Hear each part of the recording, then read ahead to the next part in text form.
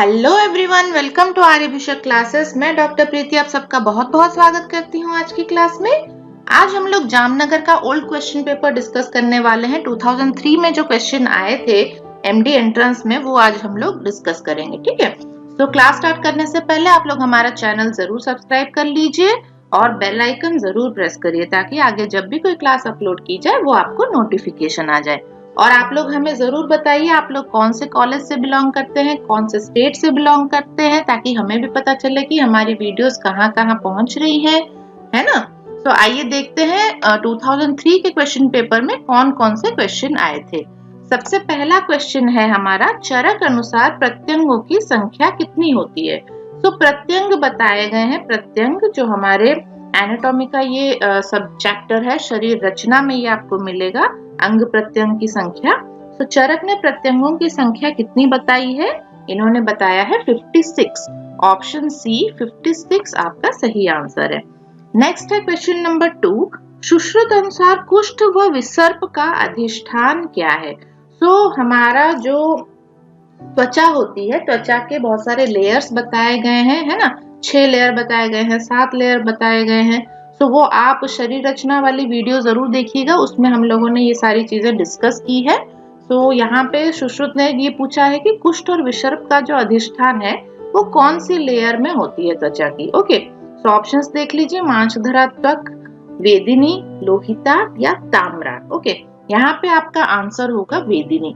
वेदिनी जो लेयर होती है उसमें कुष्ठ और विसर्प का अधिष्ठान होता है। नेक्स्ट है क्वेश्चन नंबर 3, सुश्रुत अनुसार स्त्रियों में बहिर्मुख स्रोतसों की संख्या कितनी होती है। तो बहिर्मुख स्रोतस आपके कितने होते हैं? ये होते हैं 12 जो कि फीमेल्स में। ओके, और मेल्स में 9 पाए जाते हैं। ये आप लोग याद रखिएगा, ये जो 9 है ये मेल्स के लिए है। ओके, मतलब जो लड़के होते हैं उनमें 9 बहिर्मुख स्रोतस होते हैं और फीमेल्स जो होती हैं उसमें 3 एक्स्ट्रा स्रोतस होती हैं, तो वो मिलके 9 + 3 मिलके 12 हो जाती है। ओके, तो 12 होता है टोटल नंबर आपके फीमेल में बहिर्मुख स्रोतस का। नेक्स्ट है क्वेश्चन नंबर 4, वसा क्या होती है। तो वसा होती है शुद्ध मांस का स्नेह। ओके, ऑप्शन ए शुद्ध मांस का स्नेह आपका सही आंसर है। नेक्स्ट है क्वेश्चन नंबर 5, विष पुष्पक किसका पर्याय है। अब ये आ गया आपका द्रव्य गुण का क्वेश्चन। द्रव्य गुण की वीडियोस आप लोग जरूर देखिएगा, उसमें हम लोगों ने काफी सारी चीजें, इंपॉर्टेंट पॉइंट्स और एमसीक्यूज भी डिस्कस किए हैं।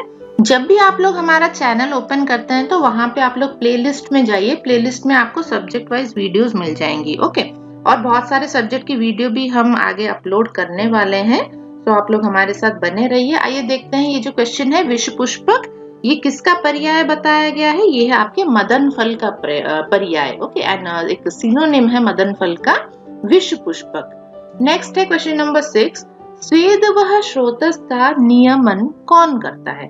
यानी यहाँ पे देखिए ऑप्शंस पे वायु बताई गई है, प्राणवायु, दानवायु, व्यानवायु और अपान वायु। तो ये वायु के प्रकार हैं, 5 प्रकार की वायु होती हैं। तो कौन सी वायु है जो स्वेद वह स्रोतस का नियंत्रण करती है, उसमें स्वेदन कर्म वगैरह सब कराती है। तो यहाँ पे आपका आंसर होगा व्यान वायु। व्यान वायु सर्व शरीर चर होता है। तो स्वेद वह स्रोतस हमारे स्किन में होती है ना, स्किन में इसकी ओपनिंग्स होती हैं, इसीलिए ये सर्व शरीर चर है। तो ये पूरा बॉडी में हर जगह ये घूमता है, सभी डायरेक्शन में ये घूमता है और स्वेद वह स्रोतस को ये नियंत्रण भी करता है, व्यान वायु। नेक्स्ट है क्वेश्चन नंबर 7, विषनाशक श्रेष्ठ औषध कौन है। तो विषनाशक श्रेष्ठ किसको बताया गया है? शिरीष को बताया गया। ओके, ऑप्शन सी शिरीष आपका सही आंसर है। शिरीष विषघ्नानं ऐसे बताया गया, ये आप लोग याद रखिएगा। नेक्स्ट है क्वेश्चन नंबर 8, चरक अनुसार स्त्री की श्रोणी में पाई जाने वाली अस्थियों की संख्या कितनी होती है। तो स्त्री श्रोणी में कितनी अस्थियां बताई गई हैं? 3 अस्थियां बताई गई हैं चरक अनुसार। ऑप्शन ए 3 आपका सही आंसर है।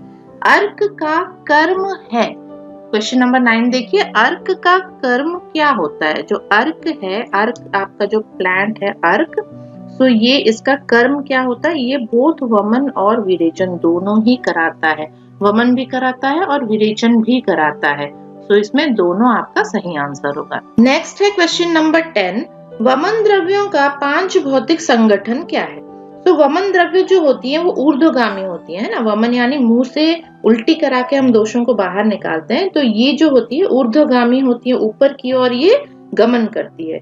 तो इसमें कौन कौन सा आपका पंच महाभूत में से कौन कौन सा महाभूत इसमें प्रिडोमिनेंट रहेगा? वायु और अग्नि। वायु और अग्नि जो होती है, अग्नि हमेशा ऊपर की ओर जलती है ना, और इसके साथ अगर वायु मिल जाए तो ये वायु और अग्नि का कॉम्बिनेशन जो होता है ये ऊपर की ओर प्रेरित कराता है। सो वायु और अग्नि आपका सही आंसर होगा।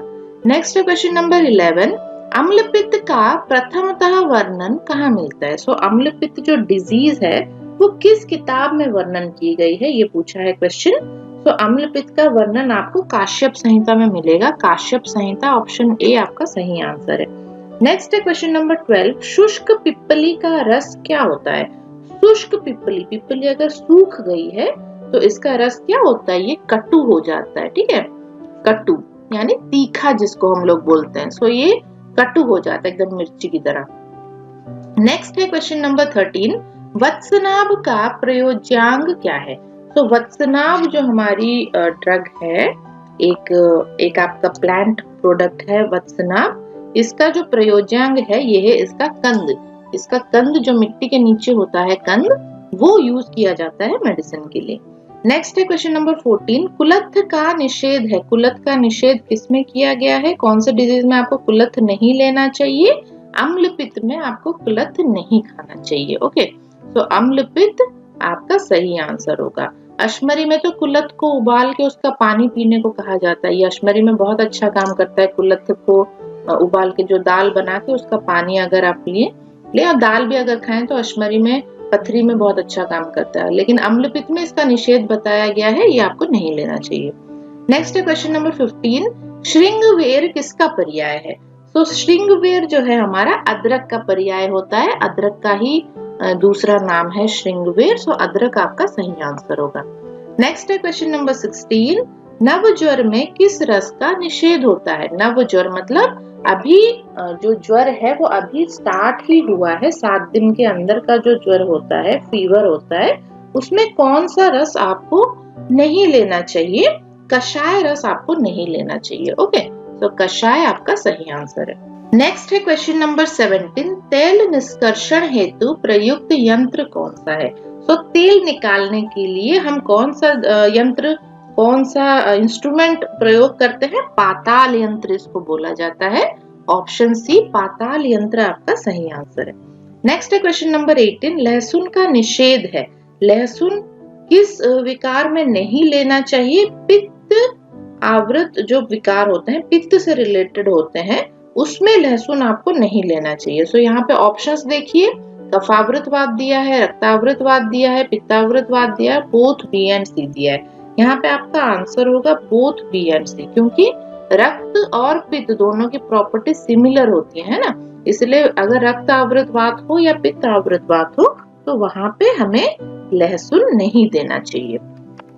नेक्स्ट है क्वेश्चन नंबर 19, दोला यंत्र का प्रयोग करते हैं।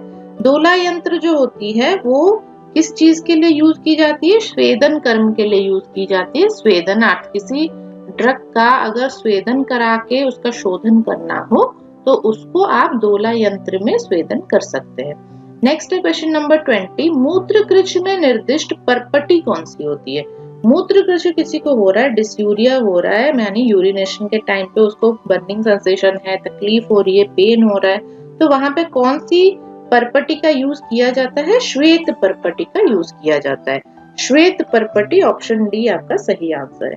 नेक्स्ट है क्वेश्चन नंबर 21, पंचामृत का प्रयोग किया जाता है। तो पंचामृत जो होती है वो कौन से प्रोसेस में यूज किया जाता है? रसशास्त्र का ये क्वेश्चन आया है। तो ये अमृतीकरण के लिए यूज किया जाता है। अमृतीकरण, ऑप्शन बी अमृतीकरणार्थ आपका सही आंसर है। नेक्स्ट है क्वेश्चन नंबर 22, पक्व जम्बू फल सदृश किस भस्म का वर्ण होता है? तो कौन सा भस्म है जिसका कलर पक्व जम्बू फल जैसा होता है? वो है आपका लौह भस्म। आयरन का अगर आप भस्म करेंगे तो बिल्कुल पक्व जम्बू फल जैसा कलर इसका दिखेगा आपको। नेक्स्ट है क्वेश्चन नंबर 23, द्रुत द्रावक महाभारंग गुणधर्म है। तो द्रुत द्रावक महाभारंग किसके लिए बताया गया है? नाग के लिए बताया गया है। बहुत जल्दी ये द्रव हो जाता है और हैवी बहुत होता है ये। तो द्रुत द्रावक और महाभारंग, इसलिए इसको बोला गया है, नाग को बोला गया है। नेक्स्ट है क्वेश्चन नंबर 24, पारद के नैसर्गिक दोष कौन से होते हैं? तो नैसर्गिक दोष बोला जाता है विषवह्नि और मल दोष को। ये भी रसशास्त्र के ही सारे क्वेश्चंस हैं। नेक्स्ट है क्वेश्चन नंबर 25, अविपत्तिकर चूर्ण में मिश्री का प्रमाण कितना होता है? अविपत्तिकर चूर्ण में मिश्री जो होती है वो 66 भाग मिलाई जाती है। ओके, तो 66 भाग आपका सही आंसर होगा। नेक्स्ट है क्वेश्चन नंबर 26, वाग्भट अनुसार दंत धावनात् वर्ज्य है। वर्ज्य मीन्स आपको दंत धावन के लिए, ब्रश के लिए ये चीज नहीं यूज करनी है, यूज नहीं करना है। ओके, तो आपको क्या यूज नहीं करना है? पीलू। पीलू को टूथब्रश ट्री भी बोला जाता है, लेकिन ये टूथ ब्रश करने के लिए इस्तेमाल नहीं होता है। तो ये आप लोग याद रखिएगा, काफी इंपॉर्टेंट क्वेश्चन है ये। नेक्स्ट है क्वेश्चन नंबर 27, चरक अनुसार तृष्णा के कितने भेद बताए गए हैं? तृष्णा के 5 भेद बताए गए हैं। ओके, ऑप्शन बी 5 भेद आपका सही आंसर है। नेक्स्ट है क्वेश्चन नंबर 28, शुष्क द्रव्य ग्रहण करने चाहिए। तो शुष्क द्रव्य आपको कितने प्रमाण में ग्रहण करना चाहिए? सम प्रमाण में ग्रहण करना चाहिए। ये हमने पढ़ा था रिसेंटली। तो सम प्रमाण आपका सही आंसर होगा, सम प्रमाण। भैषज कल्पना की काफी सारी वीडियोस, काफी सारी क्लासेस हमने अपलोड किए, वो आप जरूर देखिएगा। उसमें ये सारा प्रमाण वगैरह सब बताया गया है। आर्द्र द्रव्य का प्रमाण कितना होगा, शुष्क द्रव्य का प्रमाण कितना होगा, उसमें सब बताया गया है। तो सम प्रमाण में हमें इसे ग्रहण करना चाहिए। नेक्स्ट है क्वेश्चन नंबर 29, आहार परिणामकर भावों की संख्या कितनी होती है? तो ये होती है 6। आहार परिणामकर भाव जो होते हैं वो आपके 6 बताए गए हैं। नंबर ये आप लोग याद रखिएगा। नेक्स्ट है क्वेश्चन नंबर 30, किसने सुश्रुत संहिता पर टीका नहीं लिखी है? तो किसने टीका नहीं लिखी है? देखिए, चक्रपाणी इन्होंने लिखी है, इंदु ने नहीं लिखी है, डल्हन ने भी टीका लिखी है, जेजट ने भी टीका लिखी है। सिर्फ इंदु हैं जिन्होंने सुश्रुत संहिता पे कोई टीका नहीं लिखी है। नेक्स्ट है क्वेश्चन नंबर 31, स्वभावो परमवाद किसने दिया है? मतलब किसकी देन है? तो स्वभावो परमवाद जो है वो आपका चरक संहिता में वर्णित है। चरक संहिता आचार्य चरक की देन है ये। ऑप्शन बी आपका सही आंसर होगा। नेक्स्ट है क्वेश्चन नंबर 32, रस तरंगिणी के लेखक कौन है? तो रस तरंगिणी किसने लिखी थी? सदानंद शर्मा जी ने ये बुक लिखी थी, सदानंद शर्मा। ऑप्शन सी आपका सही आंसर है। नेक्स्ट क्वेश्चन पे चलते हैं, क्वेश्चन नंबर 33, चित्रक मूल का विपाक क्या होता है? चित्रक मूल का विपाक कटु होता है। ओके, तो कटु विपाक इसका होता है। ऑप्शन सी आपका सही आंसर है। नेक्स्ट है क्वेश्चन नंबर 34, ज्योतिषमती का वानस्पतिक नाम क्या है? ज्योतिषमती का बॉटनिकल नेम पूछा गया है। बॉटनिकल नेम इसका क्या है? सेलेस्ट्रस पेनिकुलाटा। सेलेस्ट्रस पेनिकुलाटा, ये आपका सही आंसर है, ऑप्शन ए। नेक्स्ट है क्वेश्चन नंबर 35, पाटला का प्रयोज्यांग क्या है? तो पाटला का कौन सा अंग आप यूज करते हैं मेडिसिन बनाने में? इसका मूल त्वक यूज किया जाता है, मतलब जो रूट्स होती हैं उसका त्वक, पूरा रूट भी नहीं इस्तेमाल होता है, रूट का जो बार्क होता है वो इस्तेमाल होता है। सो मूल त्वक यहाँ पे सही आंसर होगा। नेक्स्ट है क्वेश्चन नंबर 36, आदान काल में किस रस की वृद्धि होती है? तो आदान काल में आपके कौन से रस की वृद्धि होती है? कौन सा रस उसमें ज्यादा बनता है? कटु रस उसमें ज्यादा बनता है। आदान काल में गर्मियों वाला सीजन होता है ज्यादातर, तो कटु रस यहाँ पे आपका ज्यादा उत्पन्न होता है। नॉर्मली भी आप लोग देखेंगे गर्मियों में जो मिर्ची आती है वो कुछ ज्यादा ही तीखी होती है ना। तो कटु रस उस दौरान ज्यादा प्रिडोमिनेंट हो जाता है। जो भी फल आपका कटु रस वाला होता है वो उस काल में, आदान काल में ज्यादा कटु लगता है।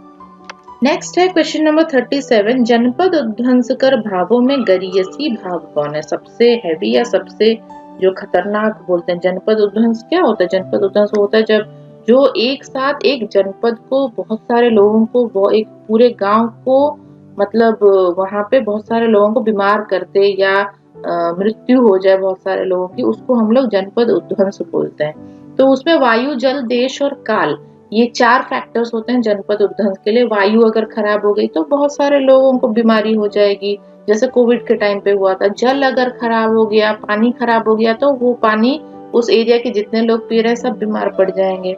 देश अगर खराब हो गया, वो मिट्टी खराब हो गई है ना, तो वहां पर भी सब लोग बीमार हो जाते हैं। काल अगर टाइम अगर खराब हो तो उस वक्त भी काफी सारे लोग बीमार होते हैं। तो यहाँ पे सबसे खतरनाक वाला, सबसे हैवी, जिसको गरी मतलब क्या बोलते हैं, सबसे भारी वाला जो फैक्टर है वो कौन सा है, वो है आपका काल। ओके, तो ये उत्तर हैवी होता है, काल सबसे ज्यादा खतरनाक होता है। वायु, वायु के बाद जल, जल के बाद देश और देश के बाद काल, ये सबसे ज्यादा खतरनाक जनपद उद्वंसकर भाव है। नेक्स्ट है क्वेश्चन नंबर 38, निम्न में से कौन अष्टविध आहार विशेष आयतनों में सम्मिलित नहीं है? तो अष्टविध आहार विशेष आयतन 8 बताए गए हैं, जिनमें आपका क्या है, कारण नहीं है, करण है। प्रकृति करण ये है, संयोग भी है, लेकिन कारण नहीं है उसमें। ओके, सो कारण आपका सही आंसर होगा। नहीं है पूछा है, बहुत ध्यान से आप लोग क्वेश्चन करिएगा। मैं बार बार भी ये चीज बताती हूँ कि कहाँ पे अगर नहीं है लिखा है तो आपके गलत ऑप्शन को आपको चूज करना है, वही आपका सही आंसर होता है। नेक्स्ट है क्वेश्चन नंबर 39, कफज प्रमेह की सुख साध्यता का कारण है।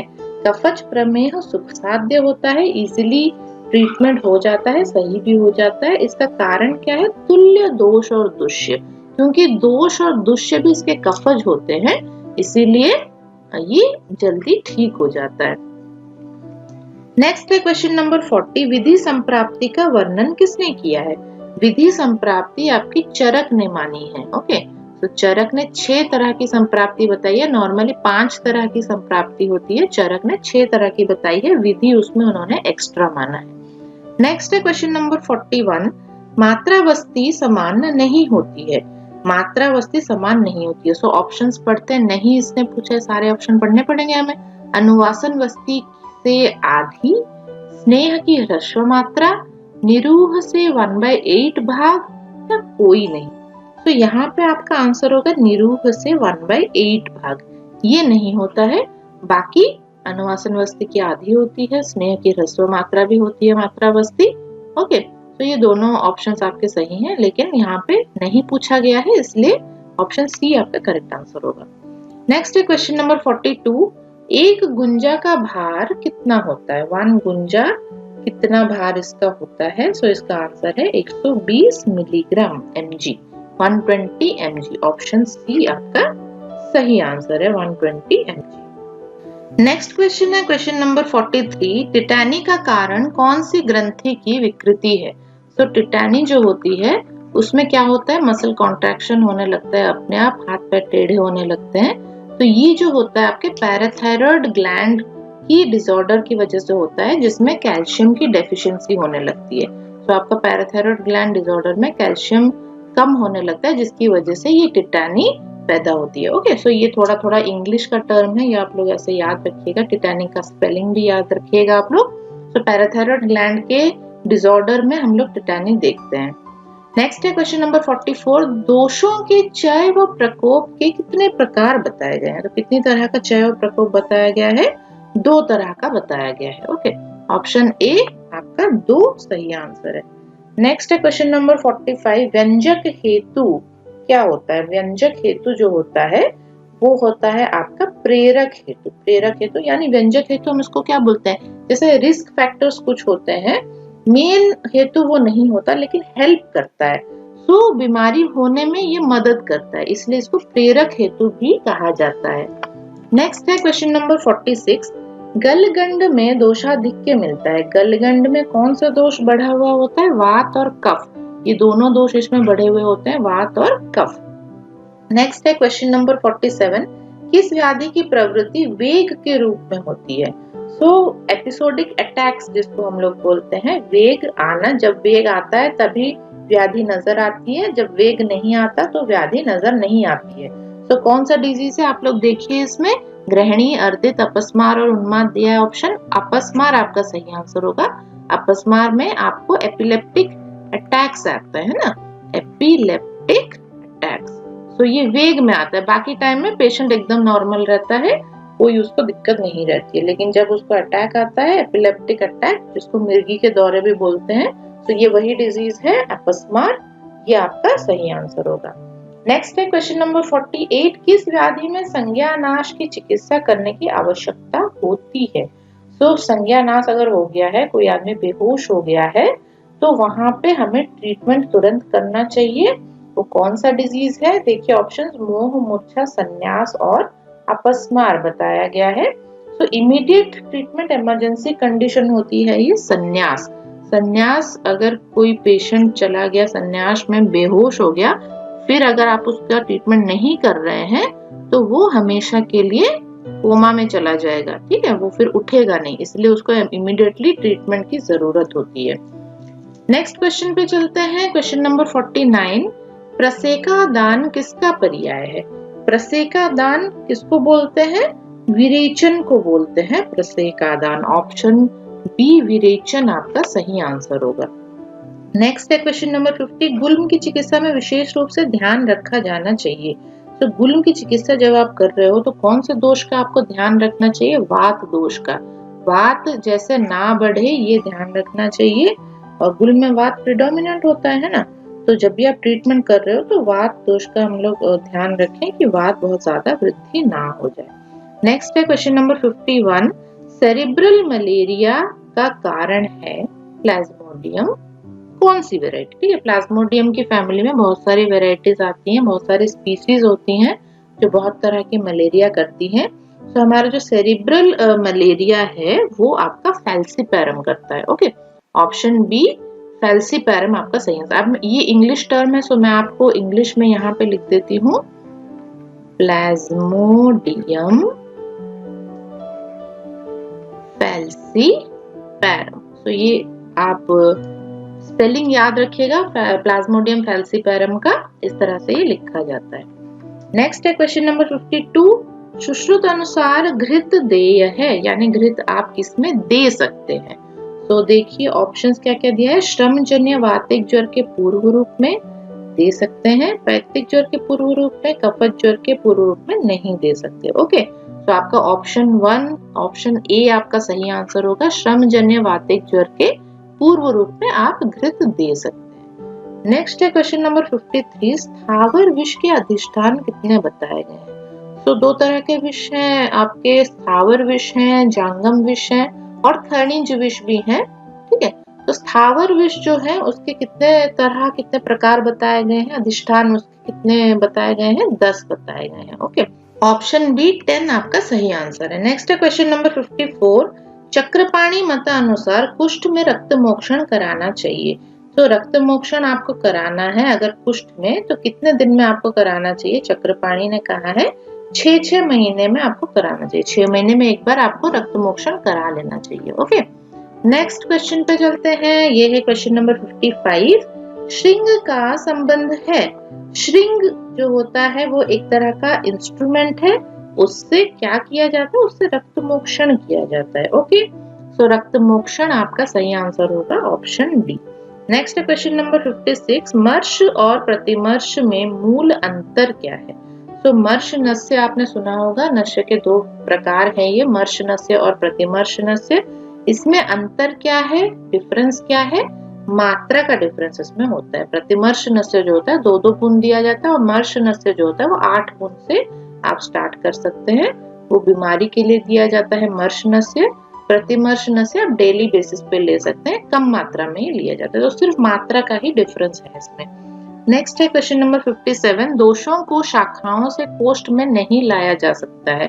तो नहीं लाया जाता दोषों की शाखा से कोष्ठ में गति वाला जो श्लोक है वो आपको पढ़ना चाहिए। वृद्ध्यात् विष्यन्दनात् पाका दोषरोतो मुखो विशोधनात्, इस तरह से वो श्लोक है, तो उसमें दीपन नहीं है। ओके, तो दीपन आपका सही आंसर होगा यहाँ पे, क्योंकि नहीं पूछा गया है। बाकी वृद्ध्यात् विष्यन्दनात् पाका श्रोतो मुखो विशोधनात् बताया गया है। तो ये 4 तरह से जो दोष हैं वो शाखा से कोष्ठ में आ जाते हैं। नेक्स्ट है क्वेश्चन नंबर 58, उन्माद में वित्राशन कर्म करवाना कौन सा उपशय है? उन्माद में अगर वित्राशन कर्म करा जाए, वित्राशन मीन्स डराना, ठीक है, उन्माद है किसी को और उसको आप बहुत डरा रहे हो, वित्राशन कर रहे हो, तो वहां पे उसको हम बोलेंगे हेतु विपरीतार्थकारी चिकित्सा। तो हेतु विपरीतार्थकारी उपशय होगा ये, ठीक है। तो उपशय की वैरायटीज 18 प्रकार की बताई गई हैं, वो आप चार्ट जरूर पढ़िएगा बुक से, उसमें आपको ये एग्जाम्पल मिलेगा। नेक्स्ट है क्वेश्चन नंबर 59, चरक अनुसार हृदय रोगों में कौन सा पंचकर्म निषिद्ध है, नहीं करना चाहिए आपको। अगर किसी को कार्डियक डिजीज है, हृदय रोग है, तो वहां पे आपको वमन कर्म नहीं कराना चाहिए। बाकी विरेचन, शिरोविरेचन, नस्य, ये सब आप दे सकते हैं, कोई दिक्कत नहीं होती है। लेकिन वमन जब उल्टी करता है तो उसको थोरैक्स में प्रेशर फील होता है ना, तो उसके लिए आपको कार्डियक डिजीज अगर हो तो उसमें वमन नहीं कराना चाहिए। नेक्स्ट है क्वेश्चन नंबर 60, आजस्रिक भेद है। आजस्रिक एक रसायन का भेद है, तो ऑप्शन बी रसायन आपका सही आंसर होगा। नेक्स्ट है क्वेश्चन नंबर 61, कौन सा नस्य दीर्घ काल तक दिया जा सकता है। तो दीर्घ काल तक आप कौन सा नस्य दे सकते हैं, प्रतिमर्श नस्य दे सकते हैं, क्योंकि प्रतिमर्श नस्य कम मात्रा में लिया जाता है और रोज लिया जाता है, तो बहुत लंबे टाइम तक आप ये दे सकते हो प्रतिमर्श नस्य। नेक्स्ट है क्वेश्चन नंबर 62, जेनताक क्या है, किसका प्रकार है जेनताक। तो ये स्वेदन का एक प्रकार है, स्वेदन के जो प्रकार भेद बताए गए हैं उसमें जेनताक स्वेद बताया गया है। ओके, तो स्वेदन आपका सही आंसर होगा। नेक्स्ट क्वेश्चन है क्वेश्चन नंबर 63, स्थौल्य का चिकित्सा सूत्र क्या है। अगर कोई आदमी बहुत ज्यादा मोटा है, स्थूल है, तो वहां पे आपको क्या करना है, गुरु अपतर्पण करना है। गुरु अपतर्पण, ऐसा खाना उसको देना है जो अपतर्पण भी करे और जो गुरु भी हो, ठीक है। तो गुरु अपतर्पण आपको देना है। नेक्स्ट है क्वेश्चन नंबर 64, निरूह दान काल है। निरूह दान काल मतलब निरूह वस्ती जो होती है वो किस काल में दी जाती है, अभोजने वो दी जाती है। आपको मतलब भोजन ना करके खाली पेट में निरूह वस्ती दी जाती है, ठीक है। तो अभोजने आपका सही आंसर होगा। नेक्स्ट है क्वेश्चन नंबर 65, सम्यक विरेचनार्थ अनुकूल स्थिति होती है। तो सम्यक विरेचन के लिए अनुकूल स्थिति मतलब किस पेशेंट में आप विरेचन कराएंगे जिसमें मंद कफ हो, कफ उसका मंद हो, तब आप उसमें विरेचन कराइए। ओके, देन क्वेश्चन नंबर 66 में चलते हैं। चरक अनुसार विरेचन के प्रवर वेगों की संख्या कितनी होती है। तो चरक ने क्या बताया है, प्रवर, मध्यम और अवर में 30, 20 और 10 बताया है, ठीक है। प्रवर होता है 30, मध्यम होता है 20 और अवर होता है 10। तो यहाँ पे आपका सही आंसर होगा 30, ऑप्शन सी 30 आपका सही आंसर है। नेक्स्ट है क्वेश्चन नंबर 67, सुश्रुत अनुसार स्थावर विष की संख्या कितनी होती है। तो सुश्रुत ने स्थावर विष की संख्या बताई है 55। 55 नंबर आप लोग याद रखिएगा, इसमें ये बहुत इंपॉर्टेंट है, एग्जाम में भी आता है नंबर। तो 55 इन्होंने बताया है सुश्रुत ने। नेक्स्ट है क्वेश्चन नंबर 68, सुश्रुत अनुसार खनिज विषयों की संख्या कितनी होती है। खनिज विष इन्होंने 2 बताए हैं, तो ऑप्शन डी 2 आपका सही आंसर होगा। नेक्स्ट है क्वेश्चन नंबर 69, 16 वर्ष के पुरुष हेतु निरूह वस्ती की मात्रा कितनी होनी चाहिए। पुरुष है और 16 साल का है, तो उसमें निरूह वस्ती 10 प्रसृत मात्रा में दी जाती है। तो ये फॉर्मूला है इसको कैलकुलेट करने का, इसमें 16 साल में 10 प्रसृत आपका निकलता है। नेक्स्ट है क्वेश्चन नंबर 70, चरक अनुसार श्रेष्ठ मेध्य रसायन कौन है। तो श्रेष्ठ मेध्य रसायन है आपकी शंखपुष्पी। शंखपुष्पी ऑप्शन डी आपका सही आंसर है। नेक्स्ट है क्वेश्चन नंबर 71, दूषी विष का आश्रय क्या है। दूषी विष जो होती है उसका आश्रय होता है धातु, ठीक है। तो धातु आपका सही आंसर होगा, कि धातु में जाके आश्रय करता है। नेक्स्ट है क्वेश्चन नंबर 72, चरक मत अनुसार किस पर दूषी विष का प्रभाव नहीं पड़ता है। तो दूषी विष का प्रभाव नहीं पड़ता है, हेम पांगे बताया गया है। हेम पांगे अगर कोई हो तो उसमें दूषी विष का प्रभाव नहीं पड़ता है। नेक्स्ट है क्वेश्चन नंबर 73, उदावर्ता योनि व्यापद में मिलता है। तो उदावर्ता योनि व्यापद जो होती है उसमें कृच्छ्रात पेनफुल मेंस्ट्रुएशन होता है, पेनफुल ब्लीडिंग होती है। जब पीरियड्स आते हैं तो बहुत उसमें तकलीफ होती है, पेन ज्यादा होता है उदावर्ता योनि व्यापद में। नेक्स्ट है क्वेश्चन नंबर 74, आर्तव वह श्रोतो दुष्टि के लक्षण क्या है। आर्तव वह श्रोत अगर दुष्टि हो जाए तो वहां पे आर्तव नाश हो जाता है। ओके, तो आर्तव नाश ऑप्शन सी आपका सही आंसर होगा। नेक्स्ट है क्वेश्चन नंबर 75, सुश्रुत अनुसार व्रण के 60 उपक्रमों में सम्मिलित नहीं है। तो व्रण के 60 उपक्रम बताए हैं सुश्रुत ने, जिसमें आतप सम्मिलित नहीं है। पाचन, वृंघन और स्नेहन ये हैं। ओके, तो नहीं यहाँ पे पूछा गया है, इसलिए आतप यहाँ पे सही आंसर होगा। नेक्स्ट है क्वेश्चन नंबर 76। देहस्य रुधिरं मूलं रुधिरेणि व धारयेत् कथन है। तो रुधिर हमारे शरीर का मूल है, ये हमारे शरीर को धारण करता है। रुधिर मतलब रक्त धातु। ठीक, तो ये किसने कहा है? ये कहा है सुश्रुत ने। ऑप्शन बी सुश्रुत आपका सही है। नेक्स्ट है क्वेश्चन नंबर 77। आर्तव का अंजलि प्रमाण कितना होता है? तो आर्तव जो है वो 4 अंजलि प्रमाण बताई गई है। ऑप्शन बी 4 आपका सही आंसर होगा। नेक्स्ट है क्वेश्चन नंबर 78। किस मास में गर्भ स्थिरता को प्राप्त कर लेता है? तो गर्भ यानी फीटस जो होता है वो स्थिर हो जाता है। कौन से महीने में स्थिर हो जाता है? 4th मंथ में ये स्थिर हो जाता है। ओके, तो ऑप्शन ए 4 आपका सही आंसर होगा यहाँ पे। नेक्स्ट क्वेश्चन पे चलते हैं। नेक्स्ट क्वेश्चन है क्वेश्चन नंबर 79। गर्भ की आकृति पेशी सदृश किस महीने में होती है?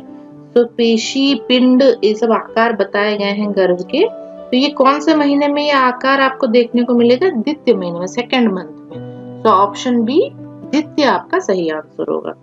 नेक्स्ट है क्वेश्चन नंबर 80। गर्भ में किस मास में मांस व शोणित का उपचय विशेष रूप से होता है? तो कौन से महीने में मांस और शोणित यानी रक्त बढ़ता है, उपचय यानी बढ़ना। ठीक है, तो कौन से मंथ में ये बढ़ता है? क्या बताया गया है? 5th मास में, 5th मंथ में ये बढ़ता है। तो ऑप्शन बी 5th मास आपका सही आंसर है। नेक्स्ट है क्वेश्चन नंबर 81। ग्रंथिभूत आर्तव में दोष होंगे।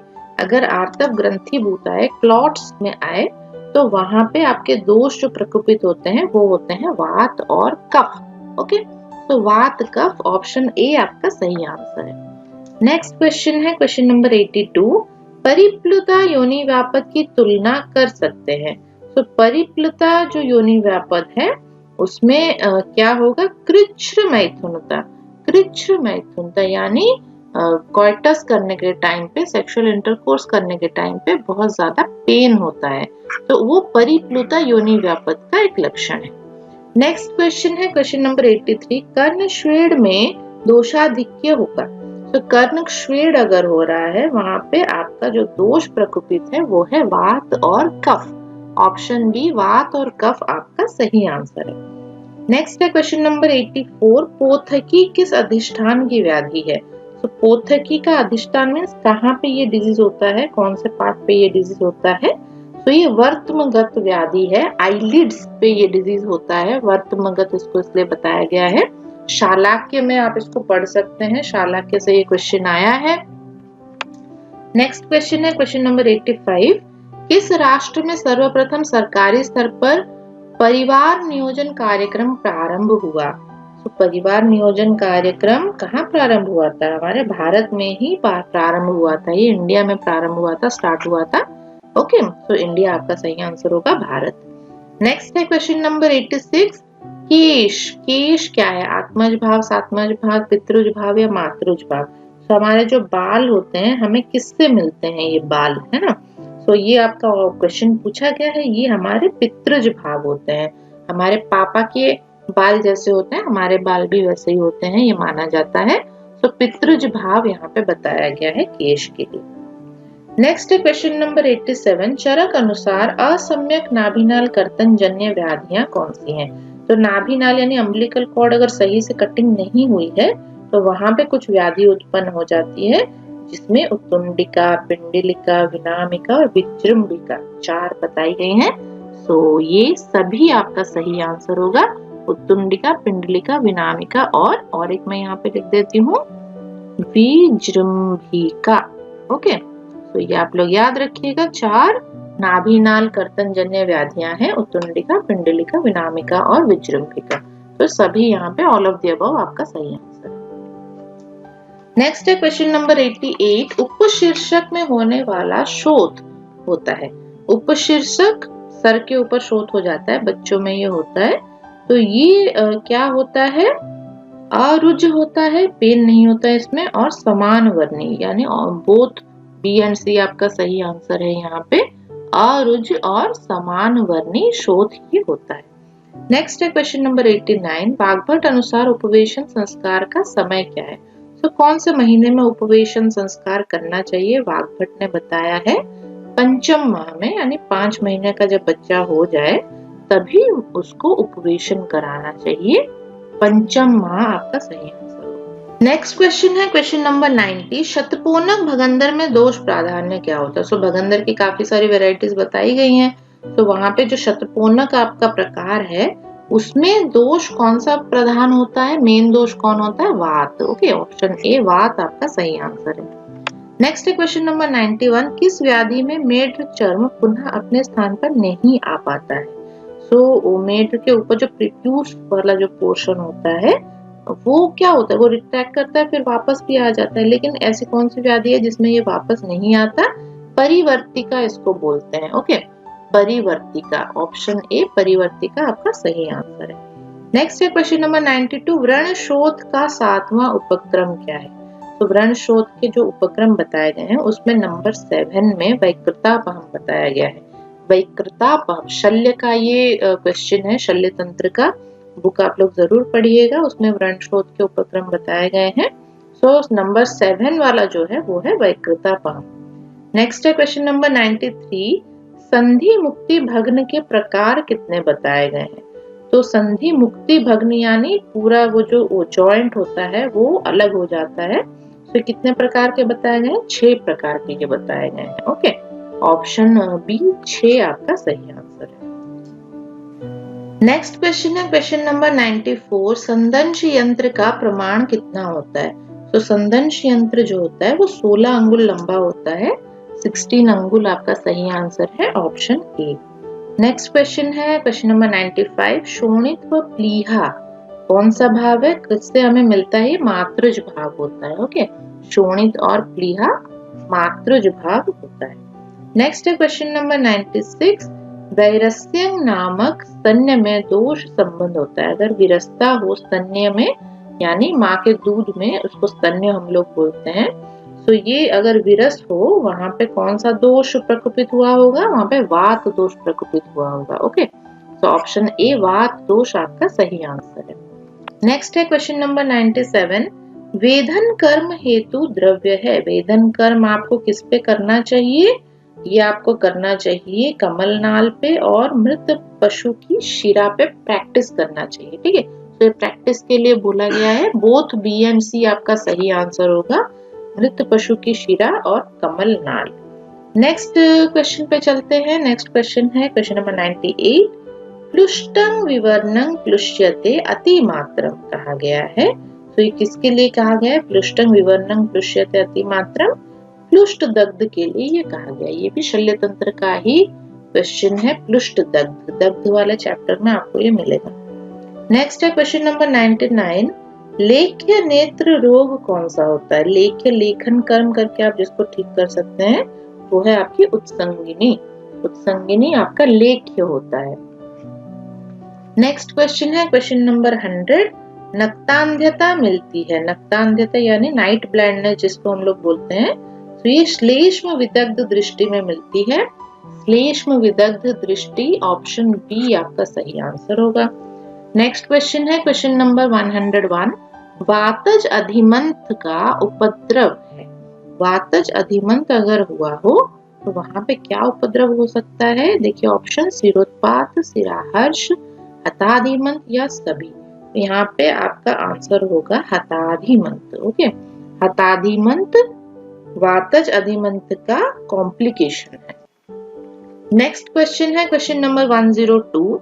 नस्य कर्म में कौन सा मर्म संबंधित होता है?